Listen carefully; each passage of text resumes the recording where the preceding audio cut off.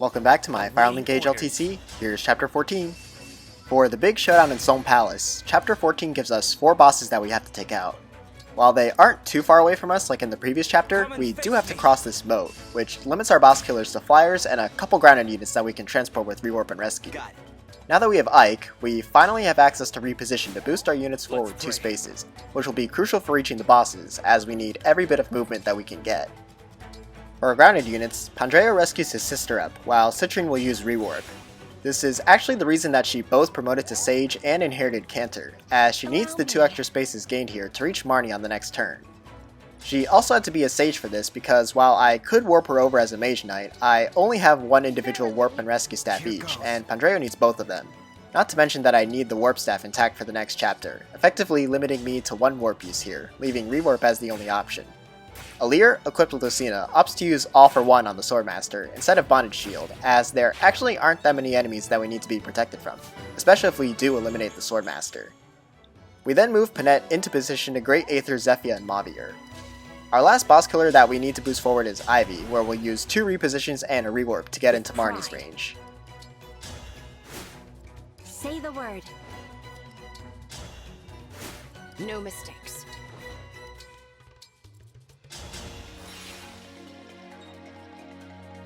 With our boss killer squad in position, Vander will then place an obstruct to protect Amber and Citrinne, while Jade will turn around and begin her meditation. Thankfully, not for 25 turns. While this enemy phase isn't dangerous enough to necessitate using Bondage Shield, we still had to carefully consider our defensive formation to maximize safety.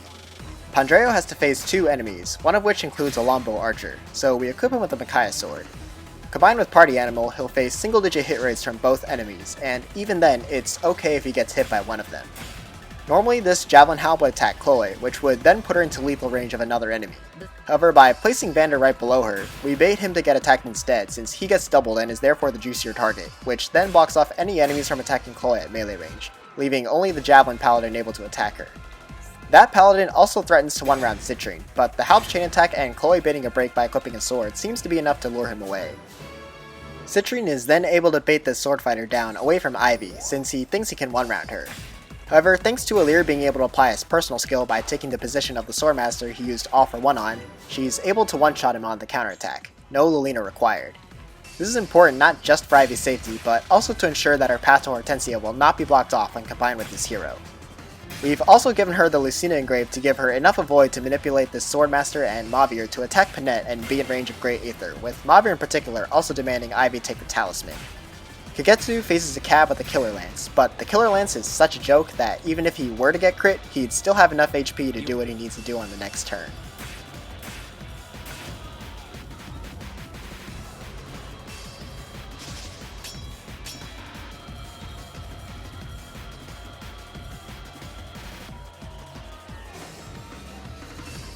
Panette's positioning for this Great Aether forced Zephyr to attack with Thoron at 2 range, as there was a hero occupying the tile where she'd be able to attack from 3 range. With the Leif Steel greataxe plus 1 and Axe Power 2, she's able to take out both bosses and every generic except for the hero. I would have preferred to forge a silver greataxe, but unfortunately didn't have the ingots or even gold to do so. With 3 health bars down and 6 to go, we now need to launch the rest of our boss killers forward. Pandreo starts us off by warping Amber forward, who is then repositioned forward by Alear. With Amber out of the way, Chloe can shove Citrinne forward to reach Marnie and take out her second health bar. Consider it done.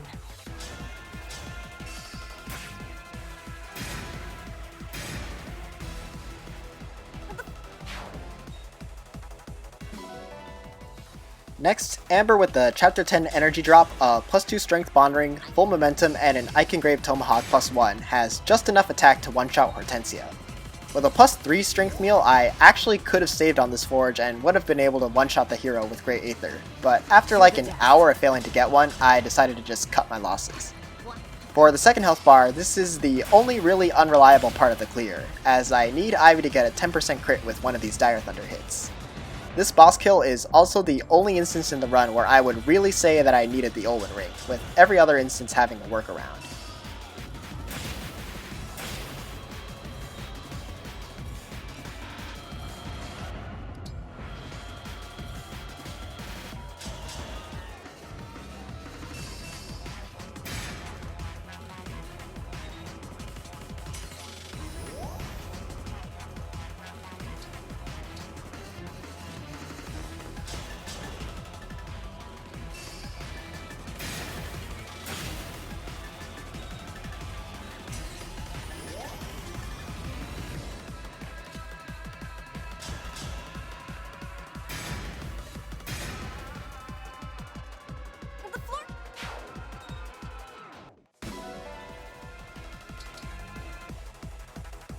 Yes. For Zephyr and Mavir, Vander flies up to reposition Kagetsu forward, who can then cleanly one-round Zephyr with the Noah Tune.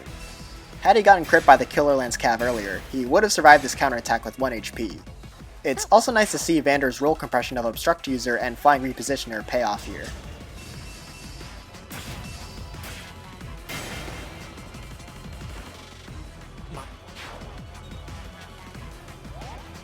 Finally, Jade once again makes use of her 6 personal base strength and momentum to exactly one-round Hortensia with Astra Storm without necessitating a forge, to close out Chapter 14 in 2 turns. And let me tell you, with only 100 gold and a few iron ingots left, I have never been so happy to see Solm's 40,000 gold.